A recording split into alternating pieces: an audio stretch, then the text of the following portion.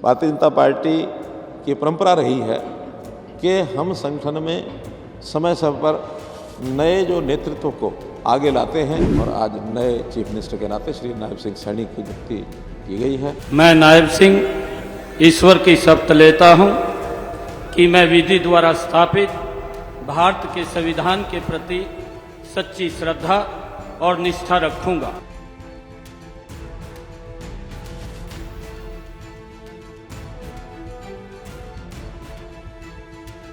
नायब सैनी जी को किया गया। मुख्यमंत्री जी उनका एकाधिकार है, वो किसको मंत्रिमंडल में रखें, किसके साथ टीम का, अपनी टीम बनाने का उनका अधिकार है। हम अक्सर सुनते हैं कि सत्ता बदलते देर नहीं लगती, और अब जिस हिसाब से हरियाणा के मुख्यमंत्री रातों रात बदले हैं, ये कहावत बहुत सटीक सी लगती है।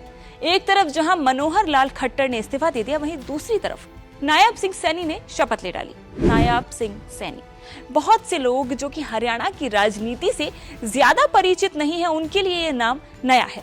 पर सवाल वही पुराना कि नायब सिंह सैनी जो कि हरियाणा के नए मुख्यमंत्री बने हैं, वो आखिर है कौन?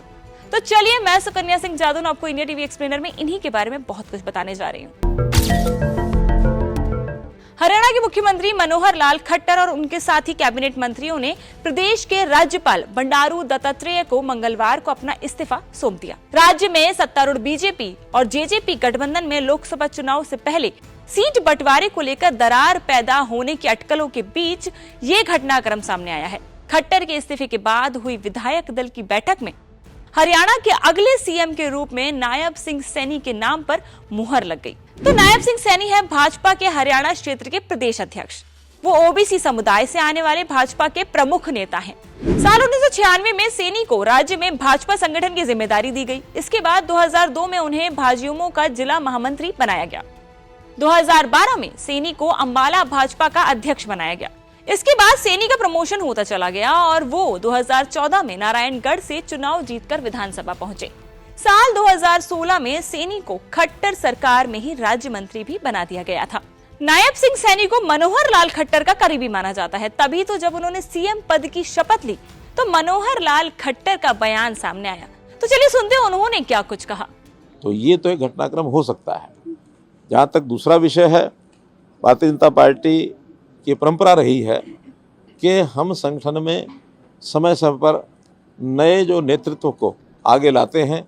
उस क्रम में जैसे आपने पिछले दिनों में देखा होगा कि मध्य प्रदेश में भी एक नए चीफ मिनिस्टर आए, राजस्थान में एक नए चीफ मिनिस्टर आए, इसी प्रकार से छत्तीसगढ़ में भी नए चीफ मिनिस्टर आए हैं। ये ठीक है कि वो विधानसभा के चुनाव के बाद आए हैं, और अभी चूँकि लोकसभा के चुनाव हमारे एकदम सिर पर हैं और पार्लियामेंट्री बोर्ड ने कुछ इस प्रकार का निर्णय लिया है कि अब नया नेतृत्व इसी समय ला करके, और हम एक हमारे जो पहले सांसद हैं और प्रदेश के अध्यक्ष श्री नायब सिंह सैनी, उनको जो है सब उनकी परामर्श पर, और हमारा जो विधायक दल मंडल है उन्होंने नेता चुन करके, और आज नए चीफ मिनिस्टर के नाते श्री नायब सिंह सैनी की नियुक्ति की गई है। और इससे कम से कम मैं प्रसन्न हूँ कि एक नया नेतृत्व समय रहते और आगे उभरा है। दरअसल साल 2019 में भाजपा ने उन्हें कुरुक्षेत्र लोकसभा सीट से चुनाव मैदान में उतारा और वो संसद पहुंचे। वो संसद के श्रम संबंधी स्थायी समिति के सदस्य भी हैं। सैनी को 2023 में प्रदेश भाजपा के अध्यक्ष पद की जिम्मेदारी दी गई और वो अक्सर ज्यादातर कार्यक्रमों में खट्टर के साथ ही देखे जाते रहे।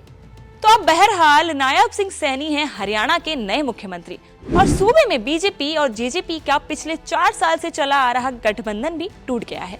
यानी कि लोकसभा चुनाव में अब नए समीकरण देखने को मिल सकते हैं।